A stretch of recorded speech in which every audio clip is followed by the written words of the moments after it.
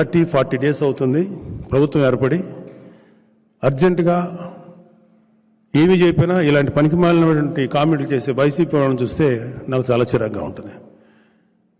మనం 6 నెలలు టైం ఇచ్చాం వైసీపీ ప్రభుత్వం వచ్చినప్పుడు. వాళ్ళు కనీసం 1 మంత్ కూడా టైం ఇవ్వకుండా కాట్ల కుక్కల్లాగా మీద పడుతున్నారు కూటమి ప్రభుత్వం మీద. పర్వాలేదు, మీరు పడండి. మిమ్మల్ని మీ పరిస్థితిని బట్టి మీకు